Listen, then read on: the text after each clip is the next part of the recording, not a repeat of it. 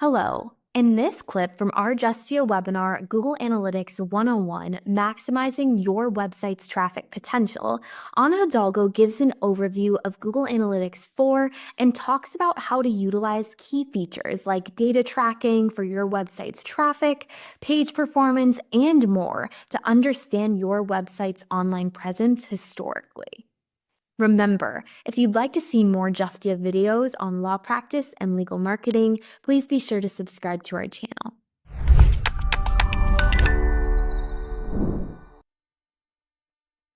Hi, everyone. Thank you, Nina, for that introduction. And thank you all for joining us in this Google Analytics one-on-one webinar. Google Analytics is a great tool. It gives you a lot of valuable information on who's visiting your website, what they are up to, and how you can make your online presence better based on this information. Google Analytics has many different sections and reports, and it would be really hard, almost impossible to do it in just one webinar. So we are going to focus on what's important. We are going to start with an introduction to Google Analytics. And here we're going to see just a little bit of the story of Google Analytics. Then we're going to go to the home dashboard and the reports snapshot. And then we will dive into the reports. We will see the traffic acquisition reports and how to get a traffic comparison graph. Then the engagement reports, and finally, the user reports. It's important for you to know that we are not going to go over how to set up Google Analytics in this webinar. So let's talk a bit about Google Analytics. Google Analytics was first launched in 2005, and it collects data and provides insights into a website's performance. It has undergone many changes and updates. First, it was just, Google Analytics. Then, after a while, it changed to Universal Analytics. And the latest one was released a couple of years ago, and it's known as Google Analytics 4, or GA4 for short. Which, to be honest, I think most of us hated it at the beginning. It was difficult to navigate. We didn't know where all the reports were. So it was a bit difficult to get used to it. But I think that after a while, we now are getting used to it, and we have come to terms with GA4 or Google Analytics 4. As I mentioned earlier, we are not going to go over how you can set up Google Analytics 4. Your provider can help you. Or you can go into the Google Analytics YouTube channel or their marketing platform. You can see the links at the bottom of the slide, and you can find all the information that you need there to set it up. So with that, let's start with the home dashboard overview. You're going to have to go to analytics.google.com, and with your credentials, you should sign in. The first screen that you're going to see here is the homepage dashboard, which is a quick overview of everything that is going on your Google Analytics 4 property, and it's personalized to the user. So different users will see different dashboard components.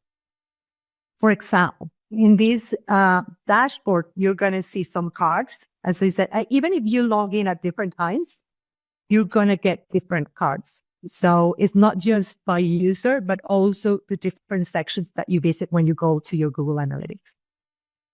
Here, for example, we're going to get a card with the view reports snapshot.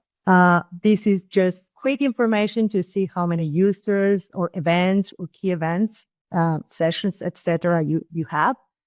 In this case, it's set off to the last 7 days, but you can change the days in the date picker. So you can make it 14 days or 28 days, or you can even set up specific dates that you'd like to see. Next to it, we're going to see the real-time widget.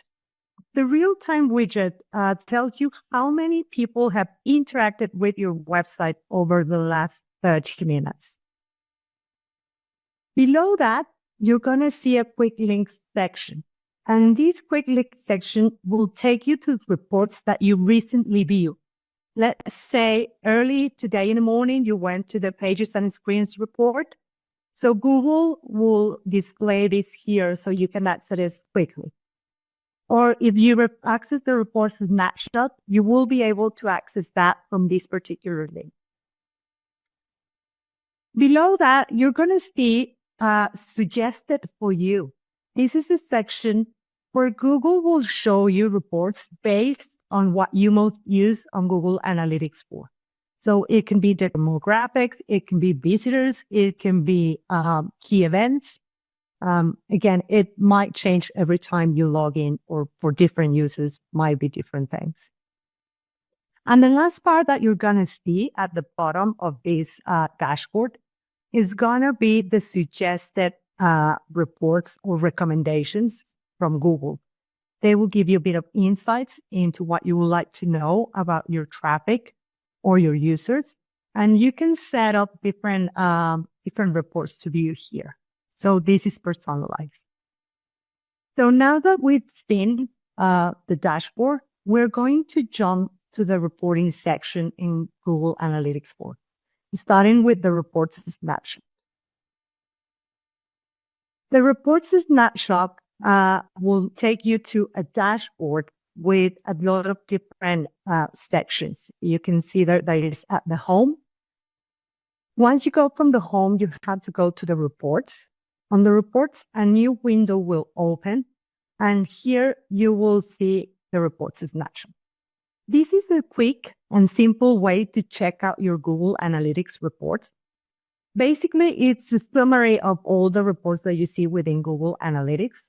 And as I mentioned, we're not going to go into all of these reports in GA4, but we will go to the ones that we consider the most useful, for your practice. So when you go to the reports set of different reports, you're going to get on the left navigation bar, you're going to get a drop-down menu. And here you're going to be able to see a lot of different reports, from acquisition to engagement, monetization, etc. What are we going to see? Here in red, we have the reports that we are actually going to look into. Under acquisition, we're going to take a look at the traffic acquisition report. Under engagement, we're going to take a look at the event and pages and screens. And under user attributes, we're going to take a look at the demographic and tech details. So let's start with the traffic acquisition reports. I think these are probably the most useful reports in Google Analytics 4 because they give you the information that you want out of your sessions, what type of traffic you're getting and where are you getting it from. So to go here, you're going to click on acquisition on the left navigation bar. A new drop-down menu will open, and then you will click on traffic acquisition.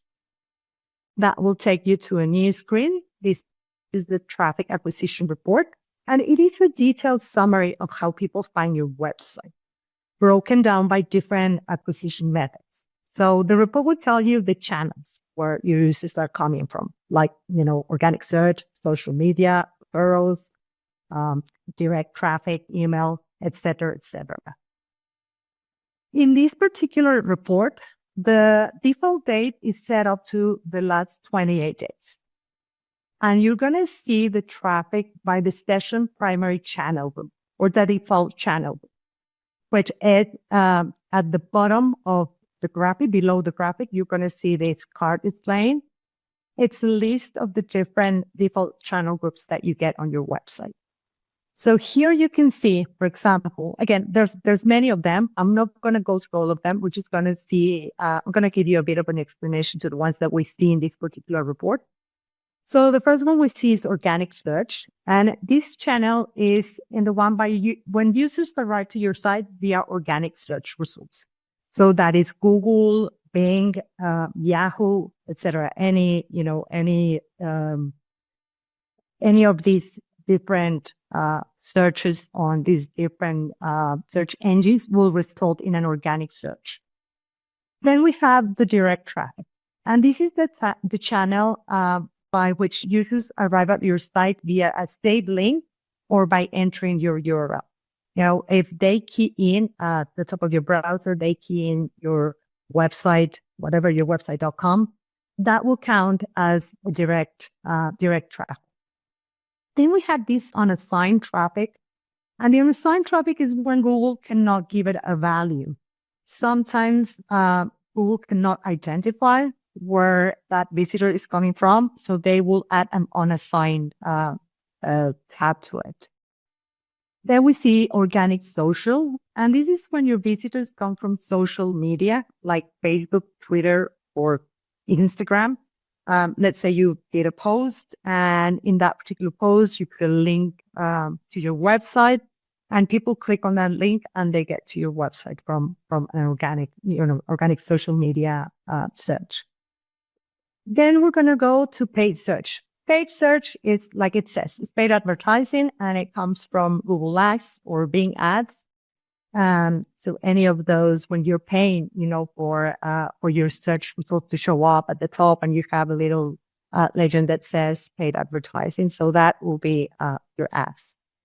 And at last, we have organic video. And this is when you have a video on YouTube or on TikTok or Vimeo, or you have it embedded on your site in any of these different video sites, and somebody plays it. That will be an organic video visit.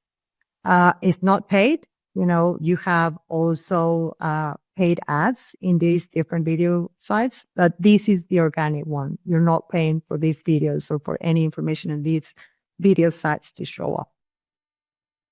So what's important to us? I would say that the key one, and the one that we're going to be looking to in this webinar, is going to be the organic search traffic.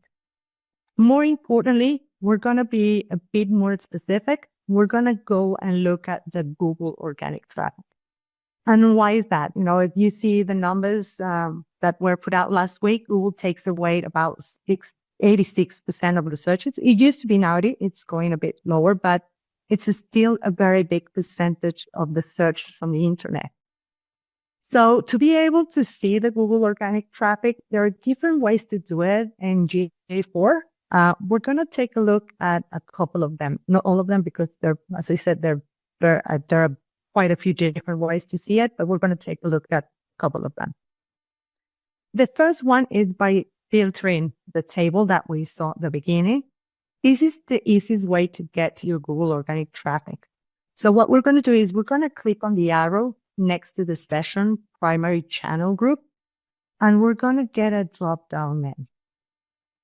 Here we can see it a bit better. In this drop-down, we're going to see different options. And to be able to see the Google organic, we're going to choose the session source medium. The source will tell you the specific place the traffic came from, such as Google, Bing, a directory listing, another website, and social media. And the medium is going to tell you the type of traffic. Is this organic traffic? Is it referral traffic? Is it ads or paid social? So once we do that, we get a new updated table. And in this table, you can see now that we have the source medium. At the top of it, you're going to see Google Organic. And, usually Google Organic is at the top because, as I said, it's the search engine that gets the most traffic. But let's say that we just want to see the Google Organic. We're not going to go through all of them. We just want to take a look at the Google Organic traffic so we can analyze the traffic. So we're going to have to set up another filter. And how do we do that? We're going to have a little search box at the top of the list. And here you're going to key in the words Google/organic. It has to be done exactly in the same way that it's displayed on the list. Otherwise, you're not going to get it. And if you see, now we have the Google Organic traffic just by itself. Another way to get to the Google Organic traffic is by adding filter. And how do we do this? So where at the top of the screen, you're gonna see under traffic acquisition, you're gonna see a little button that says Add Filter. Once you click on the Add Filter, you're gonna get a new window opening on the right navigation of the website. And here, what you're gonna do is you're gonna build your field. So for this one, we're gonna key in the different sections. The first one is that we have to add a dimension. And the dimension that we're gonna use, we're gonna pick it from a drop-down menu that you see here. And we're gonna select the session source medium, which is the same thing that we did when we did the search on the drop-down. Once we select source medium, we're gonna have to match a type, because we want to see just the Google organic traffic. So you're going to get another drop-down menu with a list of different options. Here, you're going to choose the exactly matches. Finally, we have to key a value. So this value will be also picked from the drop-down menu that you see below the value section. And here we're going to choose the Google organic. Once we have it, we're going to click on Apply, and we're going to get now our Google organic traffic. You can see here that it says organic traffic, organic search, but even if it says that, this is just the Google organic traffic. And how can we know that? Well, we can apply, again, the same filter that we did at the beginning. We can look for the session source medium in the search box. We can select the session source medium, and now we're going to have Google Organic displayed in the result. So that's the way that you're going to be able to separate your Google Organic from the rest of the traffic that you can see. So as we saw at the beginning, this traffic is set by default to the last 28 days. But what if we want to take a look at the numbers for each day? We want to know how much traffic we had each day for those 28 days that passed through. So what we're going to have to do is we're going to have to add a new dimension. You're going to go to that part with the session source medium we have, and next to it, you're going to see a plus button. You're going to click on the plus sign, and you're going to get a new box opening. In this box, you're going to type in date, which is what we want to see. We want to see the traffic by date on these last 28 days. We're going to choose date, and a new window will display at the bottom. You can see it here. So here you can see the Google organic traffic day by day by day in those 28 days that we had set up at the beginning of the search. So but let's say, I don't want to see the last 28 days. I want to have a view to a full month. I want to know how my traffic was in March this year. So what we're going to do is we're going to use the date picker, and we do this by clicking on the dates that we have at the top right of the screen. Once we click that, we're going to get this box. And on this box, we're going to choose the different dates. You can see here that I picked March 1st and to the 31st of March. Once we have that, we click on Apply. And now we're going to get the Google organic traffic for those dates, for that particular month. But let's say, okay, I have my traffic for this month. But what happened at the same time last year? How was my traffic in March in 2023? Well, Google also gives you an option to compare your traffic. So you're going to go again to the date picker, and you're going to click on it. And by scrolling down, you're going to see compare. You're going to activate that compare button. And then you're going to choose the same period last month. That way, you're going to have the month of March from 2024 compared to the month of March in 2023. You're going to click on Apply, and now you're going to get your traffic for those dates. You can see it here. You can see the one, the first date from 2024 at the top, and then you can see the 2023 at the bottom. And you can see the comparison and the traffic difference between those dates. So this is your graphic that you get from doing, all that filtering. But if you were familiar to Universal Analytics, you will notice that this graph does not show the comparison graph like it used to do in Universal Analytics. This is the way it used to look in Google Analytics when you look for the traffic acquisition report. So since we do not get this in GA4, what I'm going to try to do is I'm going to try to show you how you can get something similar to this so you can analyze your Google organic traffic in an easier way, if you can say it like that. So we're going to go to the traffic comparison graph. The traffic comparison graph is a great way to see how your traffic behaves through time. And if there's a drastic change in your traffic, it will help you analyze the changes. It will tell you when it happened. So you can see if that change in traffic happened when you updated some content, or if there was a Google algorithm change, or if you changed your domain. So that's why we want to look into this traffic comparison graph. And how are we going to do this? Okay. We're going to have to go to the reports snapshot from the traffic acquisition. So you're going to click on the link to the reports snapshot, and you're going to get a new window. This new window will show you a graphic with the data and the days that we had set up in the traffic acquisition report. So you can see here that we have the dates from March 2024 compared to the dates in March 2023. But this report is now for all users. It's not just for the Google organic users that we saw before. Because we have to go into a different report. So what we wanted to do in this case, and in order to be able to compare, a more decent amount of time in traffic, we're going to do it for, let's say, 3 months. You can do it for 6 months. You can do it for a year, whatever works best for you or the time that you want to analyze. Then you can do that by using, again, the date picker. Here I chose to look at the dates for the last 3 months. And I want to compare them to the same 3 months from last year, but I want them to start at the same day. I want them to match the day of the week, because that's going to give me a better idea of how the traffic is behaving.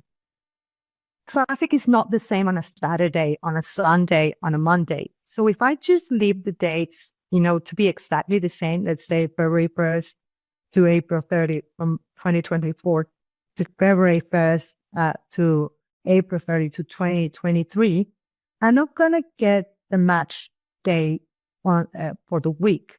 So it's not going to be that simple to compare. That's why we're going to do the same period last year, but we're going to match the day of the week. So now we have the graphic with the comparison for the last 3 months matching the day of the week. But as I said to you, this is for all traffic, not just for the Google organic. And we really want to know the Google organic traffic to our website. That way, we will know if any changes in traffic come from a Google update, or if they change when we change content on our website. So what we're going to do is we're going to add a filter again, but this time we're going to do it through a comparison. The reports snapshot does not have the filter part. They do have the app comparison part. So that's how we're going to do it this time. It's very similar to the way you add filters. So we're going to click on the add comparison, and we're going to get a new screen, a new box opening on the right-hand side. This box would allow us to add the different dimensions that we need to filter out the Google organic traffic. So again, just like we did before, we're going to go to dimension, and we're going to pick the session source medium. Then we're going to go to exactly matches. And finally, we're going to add the Google organic value. We're going to click on apply. And now we're going to get our graphic that will show all users and will also show the Google organic traffic. We're going to remove the old users so we can actually look just at the Google Organic. So we're going to click on the X and that will make it disappear. Now on this graphic, we only have the Google Organic traffic. I'm going to close the edit comparison so we can see the graphic in a larger size. And there we go.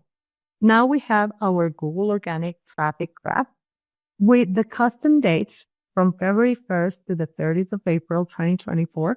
And we're going to compare it to the February 2nd to May 2nd from 2023, which is when it's matching exactly the same dates. Now here we're going to see that if we hover over the graph, we get a pop-up.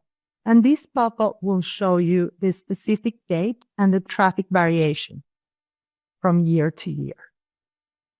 At the top of the graph, you can see also the traffic, the users and the new users. And you can see that this particular website had a drop on the traffic from last year for the same months to this year. In the case of this traffic, of this particular website, it's because the website used to target 2 different localities. And at some point, they decided that they were only going to target one locality. So they took away content and they separated the 2 localities in different websites. So once you move the content over, the traffic, for obvious reasons, will go down. You don't have the same amount of content. But that's not the only reason why Google Organic can have a change in traffic. There are other different reasons to get a change in Google Organic traffic. One of them is Google algorithm updates. Google search is updated thousands of times a year. They will tell you that they change their algorithm almost every day, a few times. And they do this to improve the experience and the quality of the results that the users get. You know, if you have read or you're aware of the changes this year, we had a very, very big core update in March. This update was targeting spammy, low quality content on search. And this update affected quite a few websites. But this could be for, also for good. If you have a really, really good website and your content is really good and you give useful information, then a Google algorithm update can make your website gain traffic instead of losing traffic.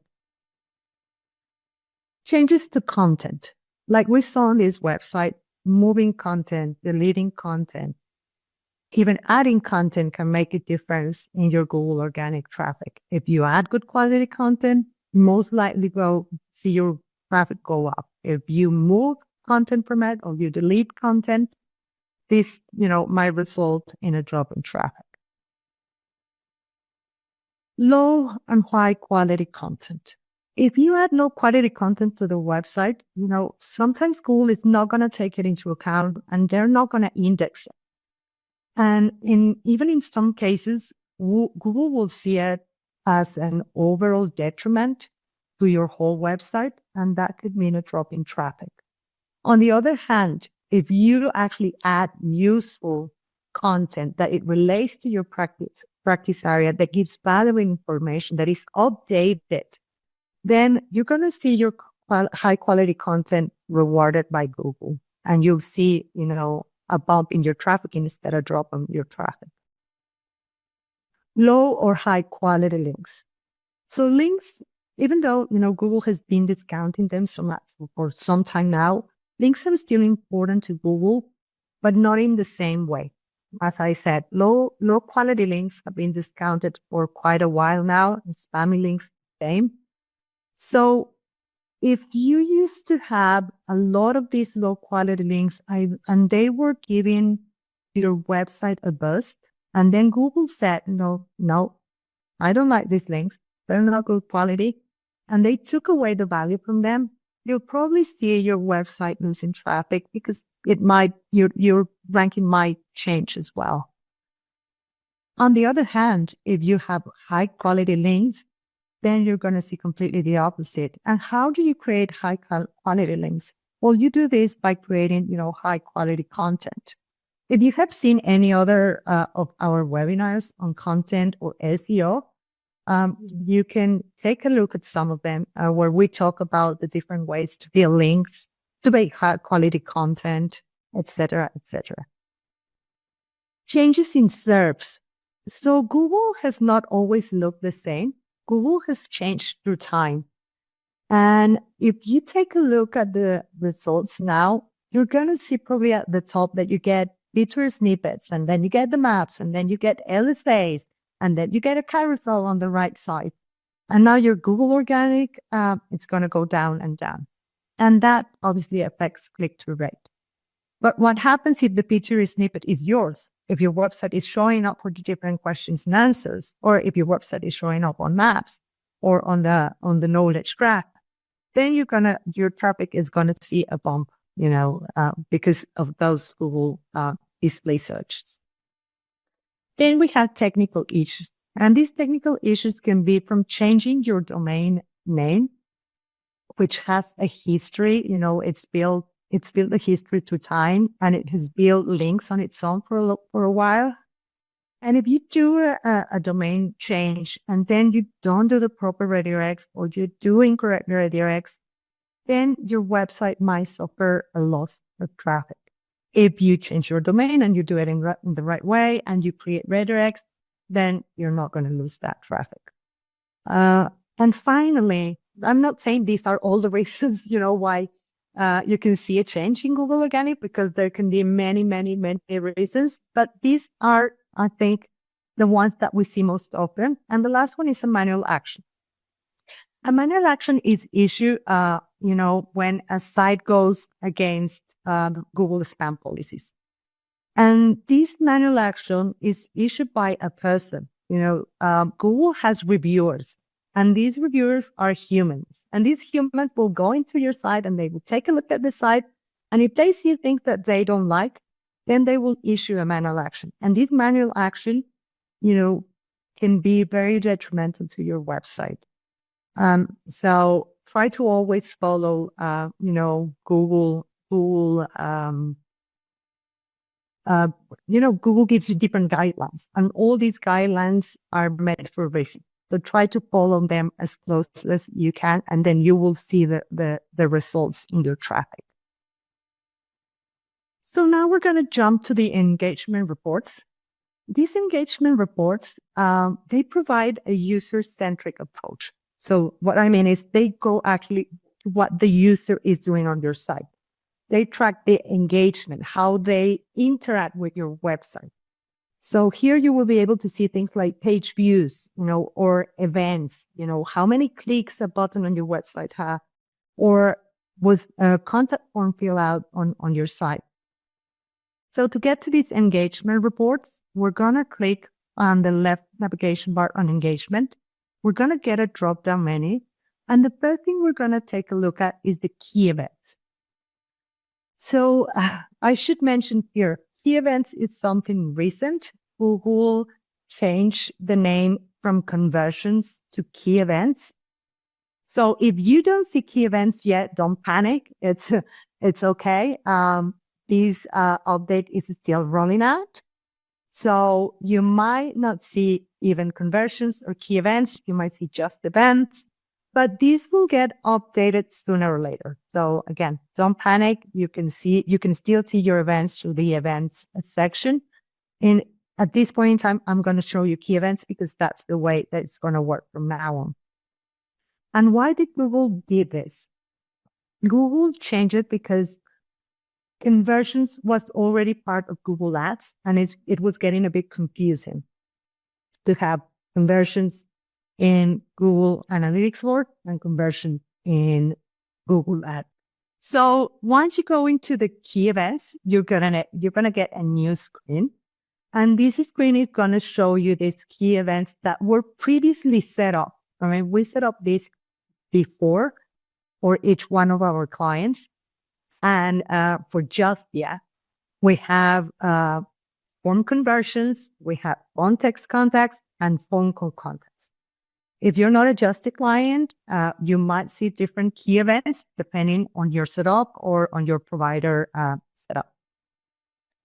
So the form conversions for Justia when somebody fills out the contact form on the website and hits send. The phone text contact is when somebody clicks on the tap to text button. And the phone call contact is when somebody clicks on the tap to call button. Then we're going to go to the pages and screen reports. Here we will see the pages that what traffic generates each of the pages that we have on our website.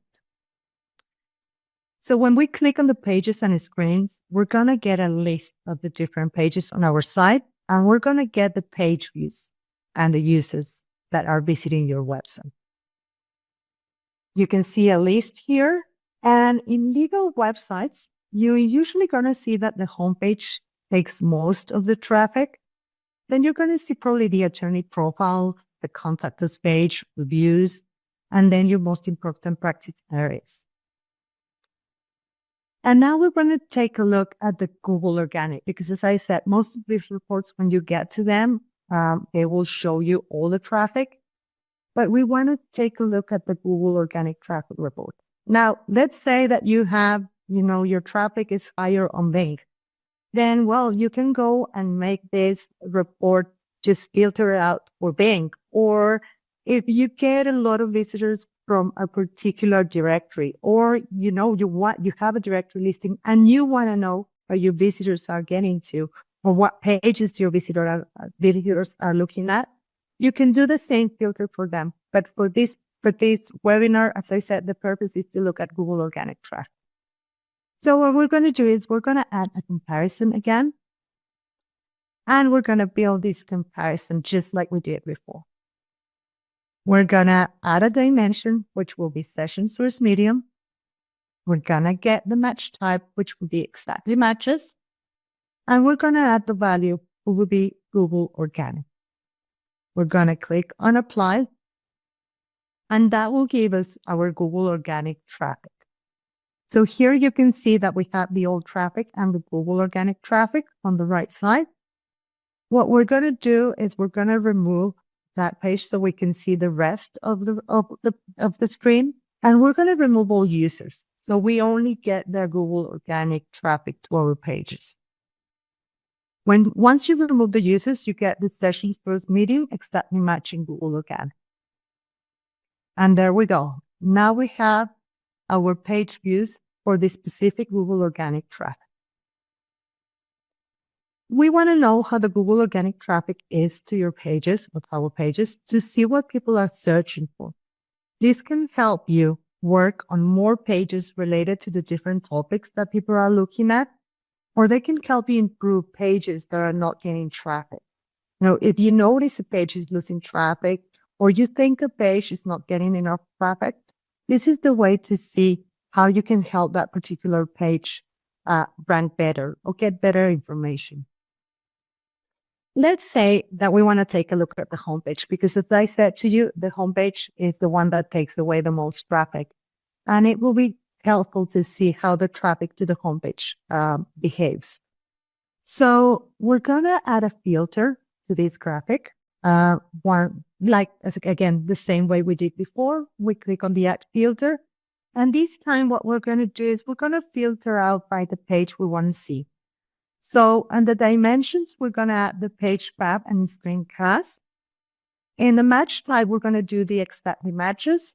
And in the value, we're going to do the homepage. For just your websites, the homepage will be reflected as a slash. We're going to click on apply. And now we have the traffic for our homepage. Again, you can filter this traffic out to make it for the dates that you want to see. If you want to compare it to previous times, if you want to compare one month to another month, again, you can filter out, you can create a custom report for the different dates, and you can choose whatever dates you want to see. Here, I decided again to look at the last 3 months for this year, and I'm going to compare it to the same period, matching the day of the week last year. I'm going to click on apply. And now we have, our new box with the traffic for Google Analytics, and we're going to compare it to the last year. And there we go. You can see the difference in percentage as well. Now we're going to go to the user reports. The user reports offer valuable insights into specific characteristics that each user brings to your site, such as, where are your visitors located? What browsers or devices your users prefer? So first, we're going to go into the user attributes, and here we're going to look at the demographics.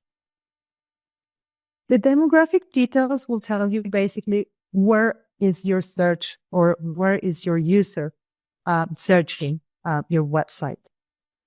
If you click on the demographic details, you will get list. If you see it here, it's going to be a list of countries.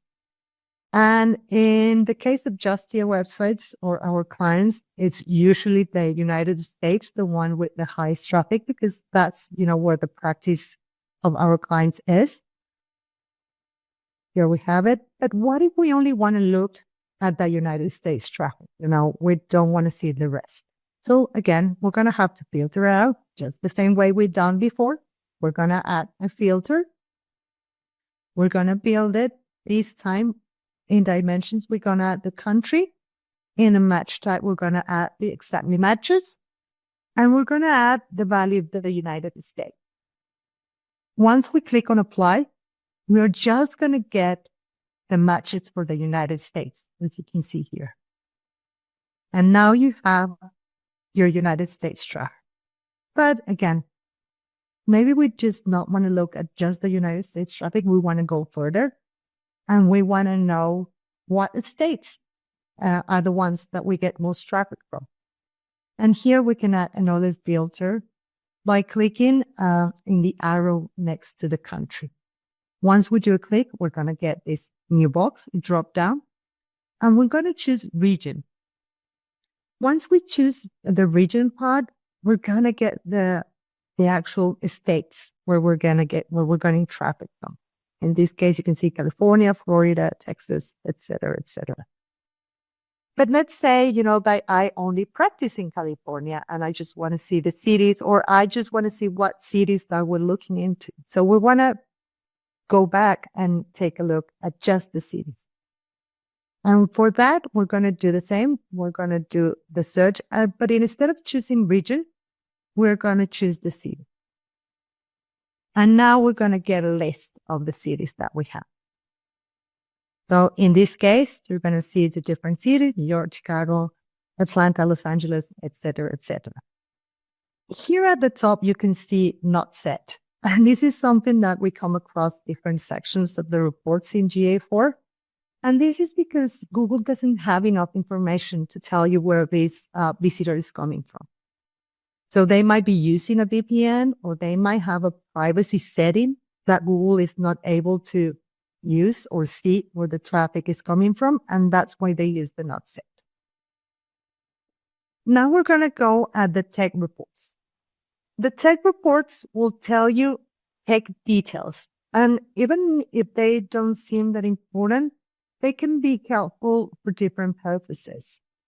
When you click on the tech details, the first thing you're going to see is the browsers. These browsers is, what your users are using to get to your site. And as I said, it might not be very meaningful, but if we filter this out and instead of looking at the browsers, again, we use the search box at the top and we click on the browser, we're going to get a drop down again. And on this drop down, what we're going to do is we're going to choose the device category.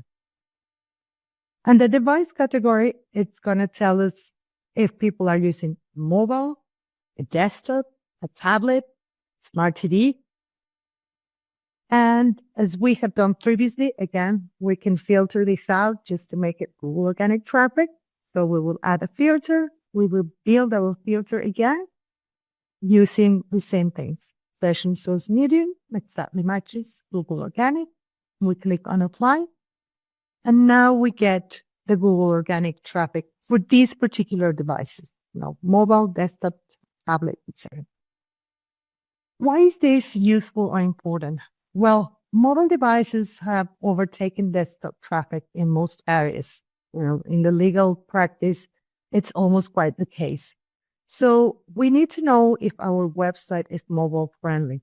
We need to see if Google is looking at our website as a valuable resource that they can show or display on mobile searches now that they made the first mobile indexing. And that's why we want to take a look at this type of graph.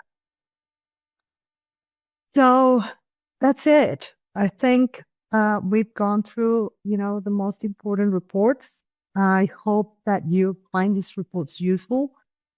Um, it is a lot, of information to go over, but take your time, go through GA4, click on the different buttons, look at the different reports, find what's useful for you, for your traffic.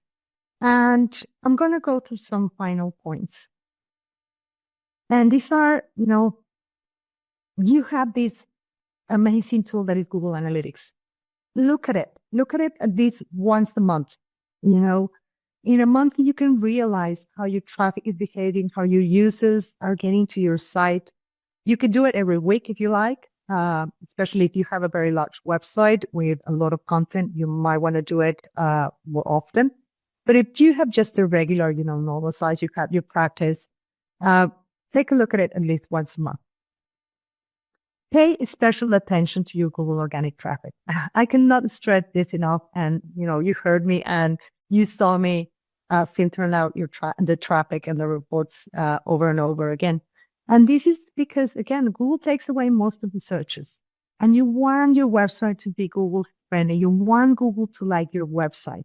So if you really pay attention to what Google wants, and you create a website for the users. Google wants to give users the best experience. They want to give users the best results.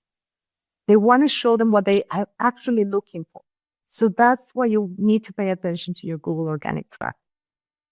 Then you're going to look out for drastic changes or sustained negative trends or even upward trends. If you see a change in your traffic, something is going on. Did your content change? Is your content outdated? Was there a change in your URLs? Did you gain or lost links? So try to look for that and then try to find a reason of why your traffic changed. And monitor Google algorithm updates. Google, as I said, is changing their algorithm constantly. They change it all the time. They want to make it better. Where can you monitor this? Well, you can use the Google search block. Every time they do an important update, they will put a post out there, especially if it's a core update. Or you can look at resources like Search Engine Man, which is a very good publication with a lot of SEO valuable information and with a lot of Google valuable information. So with that, I will thank you. I think we have some time for questions. If there are any, I think we can go through them. Nina, I'll send it back to you. Wonderful. Thank you, Anna. And as she mentioned, we will now move on to audience questions. So if you have any questions for Anna, please feel free to submit them through that Q&A button in the control panel at the bottom of your screen. Looks like we've already got a couple, so we can go ahead and dive right in. Okay, our first question is going to be, how does GA4 differ from Universal Analytics? Okay, so yes, they are a bit different, especially in the way they measure traffic. Universal Analytics used to measure sessions and page views. And now GA4 measures events and parameters.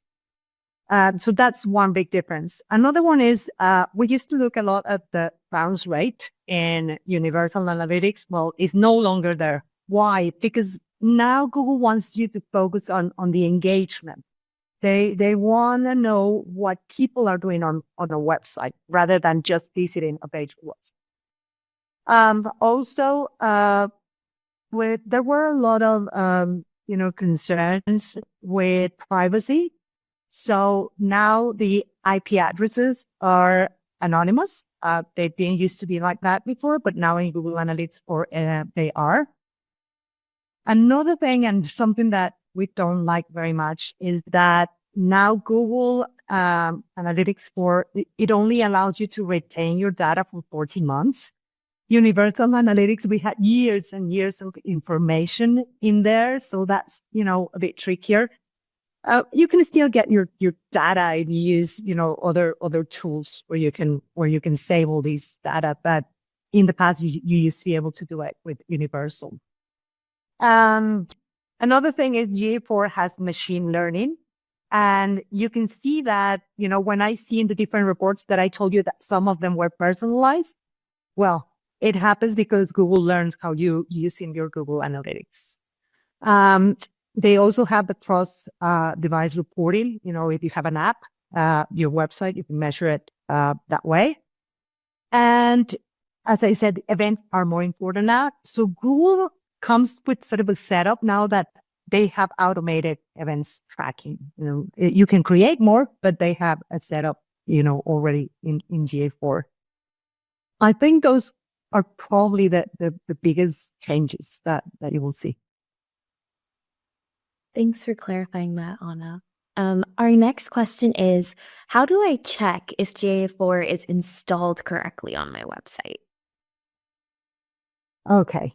So, well, hopefully you have some, an expert or someone that really knows how to install, your GA4, because it can happen. If you don't put the measure ID correctly on your back end, if you don't add the snippet in the right way, well, Google is not going to track anything, or it's going to track it in the wrong way. So how can you see? You can actually use the same Google Analytics, the first report that we went in, the home dashboard. And you, as I said, you have on the right-hand side, you have like the live information. So in that live information, you will see if there are any actions. So open your website, click on different buttons, and that should reflect on those real-time data, section that we get. There are other ways, there's the Google Tag Assistant, which is a tool that you can download, and that way you can check the different snippets that you have on your site. But I think the easiest way to do it is just going into a real-time report. Awesome. Thank you. Our next question is, can you explain how event tracking works in GA4 versus the Universal Analytics page view based tracking? Okay. This is a question that comes very often, and I think we all had it at the beginning because we weren't sure how it was tracking. So, with Universal Analytics, the page tracking was done when a person or a user will go to a different page on the website. If someone went into the slide and went into a page, that will get tracked. So it was just like a counter, like going here, going there. I'm counting how many times you visit that particular page. So it was quite basic. But with event tracking, it's different. With event tracking, Google sees, you go into the site and you have a form that you can download, or you have a book that you can download, or a video that you can watch on the page. So now Google is going to track, if you watch that video, if you open that book, or if you downloaded that link, Google is going to be able to report that, and that's why they have the events and the key events that you can set up. And they also come with the events. Every time you open a page, it will generate an event on Google Analytics 4. So if I can say just simple, it's Universal Analytics. It was just like counting how many pages people see. And GA4, it's more like, okay, you see a page, but then you click here and then you click there. So it's like having many tabs open and you clicking on all of them. That I think it's how you can, see the difference on the tracking. Got it. Thank you. And a similar question here, just further clarification. What's the difference between conversions and key events? Okay. So it wasn't. There didn't used to be one, and this was a very recent change. This changed over the last couple of weeks. and it's still happening. So maybe that's why I mentioned you might not be able to see key events in it's still on your GA4, but a lot of websites use also advertising, paid advertising, and Google has Google Ads and they have the organic. And when they were measuring, when somebody had both of them, it was very difficult to differentiate what was a lead from a Google paid ad and a lead from Google organic. So that's why they separate it. That's the difference. One is the key event that it comes from Google, not paid advertising, and conversions are for paid advertising. That makes sense. And then a couple questions about labels that we might see in the GA4 interface. So one, when can a session be called engaged? And then what are event parameters? Okay, so but it's again, it's not as straightforward as you might think. Google gives you like very specific ways to see it, but they call an engaged session when it lasts longer than 10 seconds. I went in, I looked at a page, I click on an event, and I trigger an action. Or I go to your website and I land on your homepage, then I see something that I want to go into further, and I click on one of your practice area, and now I have 2 page views. So now you have engagement. It's not just looking at a page, but you actually interacted with that website. And an event parameter, again, Google gives you these guidelines. You have to set up your events in a certain way. So these parameters will give you additional information about an event. Again, if that was a video that you watched, then your parameter should be view video, for example. Or if it was a contact form that you filled out and you sent, then you have to have that, that parameter, contact form filled out. And that's how Google is gonna identify that type of visitor. Awesome. Thank you for clarifying. And then the last question that I think we have time for today is, what integrations does Google Analytics 4 offer? Okay. So I think they did a good job on integrations. You can integrate your Google Ads. So, you can just go in, link your same Google Ads, and now you get all your information into GA4, which is very useful. Obviously, Google Search Console. I think if you use Universal Analytics in the past, there was a time where you could integrate a Google Search Console. But I think now they've done it in an easier way, and you can actually look at the information very straightforward way. Then you have the big query, because as I said, you only get 40 months of information. So what happens if you want to keep years and years of information? You probably want to use something like BigQuery or things like Firebase. So yeah, they do come with quite a few ways to integrate it. Awesome. Well, thank you, Anna, for all of that additional insight. And thank you all for all of your questions. We're going to wrap up for today. We want to thank you for joining us for another Justia webinar. Thanks for watching. We hope you enjoyed this video. And if you did enjoy it, please click the like button and subscribe to our channel for more videos on law practice and legal marketing. See you in our next video.